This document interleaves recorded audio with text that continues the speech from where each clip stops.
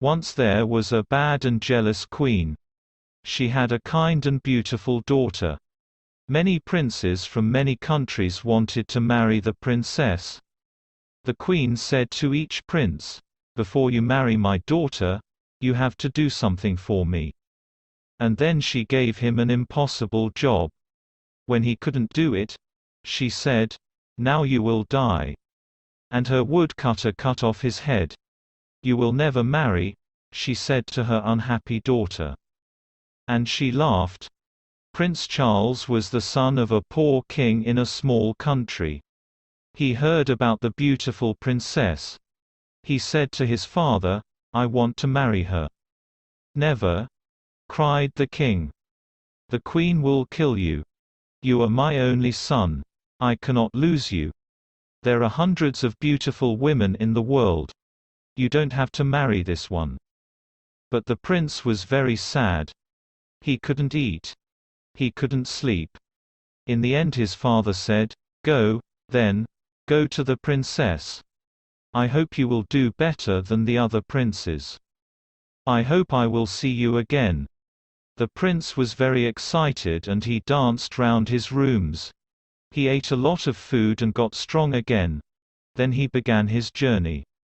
He had no servants because his father was poor. "I'll find servants on the way," he said. After a short time, the prince saw a small mountain. "What is that mountain?" he thought. It wasn't there before. He went nearer. It wasn't a mountain. It was a very fat man on his back, asleep. The prince went near him and the fat man woke up. "What are you doing here, fat man?" asked the prince. "I was asleep," said Fat Man, "and now I am not asleep.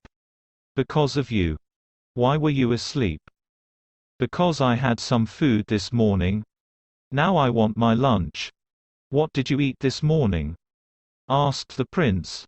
10 chickens and 100 cakes, said Fat Man. "Will you be my servant?" asked the prince. "Give me food," said the Fat Man, "and I will do anything for you." So the Fat Man followed the prince. A short time later on their journey, they found another man. His head was down and his left ear was on the ground. He looked up. His left ear was very large. "What are you doing, Big Ear?" asked the prince. "I am listening," said Big Ear. "The flowers are opening. The birds are singing in a country over the sea. I can hear them." "What can you hear in the house of the beautiful princess?" asked the prince. "People are crying. Another prince is dead.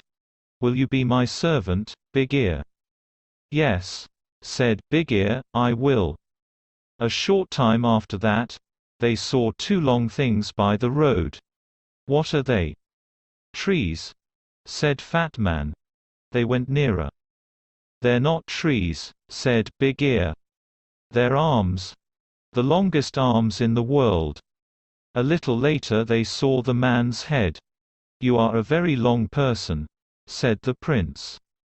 "I can be longer than this," said Long Arms. "Come with me, Long Arms," said the prince. "Be my servant." So Long Arms followed the prince. Next they saw a man with a hand over one eye. "Is there something in your eye?" asked the prince. "No," said the man. "I can see a long way. I can see through things, buildings, mountains, water. When something is near me, I have to put my hand over one eye. Then I can see it.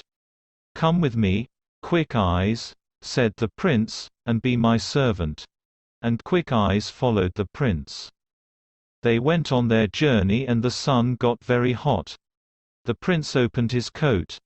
They came to a man by the road. He wore 2 thick coats and a large hat. They could not see his face. He said, "I am cold, cold, cold." "Why are you cold, cold man?" asked the prince. "The sun is very hot and our coats and shirts are open." "We are hot," "When I open my coat," answered Cold Man, "the sun disappears. It snows. Everything dies of cold. Come with me," said the prince, "and be my servant. But please don't open your coat." Cold Man went with the prince. Prince Charles and his servants arrived at the city, and the prince went to the queen. "I want to marry the princess," he said. "What do I have to do?" The queen answered, "You will have to do 3 things. Do them well. Then you can marry the princess." "What is the first thing?" asked the prince. "I have a beautiful blue jewel. Yesterday it fell into the river. Bring me the jewel before the sun goes down." The prince went back to his servants. "How can we find the jewel?" he asked them. Quick Eyes took his hand from his eye. "I will look for it." He went to the river. "There it is, over there." "I can't see it," said Long Arms. Then Fat Man opened his mouth and drank the water in the river. A short time later, the river was dry. Long Arms got the jewel and gave it to the prince. The queen was very angry when she saw the jewel. Then she said, "Tomorrow I will give this prince a very difficult job." She thought hard. She did not sleep that night. The next morning the prince woke up early. He went to the queen again. "You are hungry after your long journey," she said, with a cold smile. "I have 30 chickens outside. Eat them before 12 o'clock. I do not want to find one chicken leg. Can I invite a friend?" the prince asked. "I do not like eating without a friend." "You can ask one friend," said the queen. The prince left. "He will die this afternoon," she said to her daughter. And she laughed. The prince went back to his friends. "Come with me, Fat Man," he said. Fat Man quickly ate the 30 chickens. Then he ate the queen's other animals, the bread in the kitchens, the fruit on the trees and the vegetables in the ground. "Now what can I eat?" asked Fat Man. There was nothing there, so he went to sleep. At 12 o'clock the queen called for her lunch. She waited and waited, but no food came. She went to see the cook. "Where is my lunch?" she asked.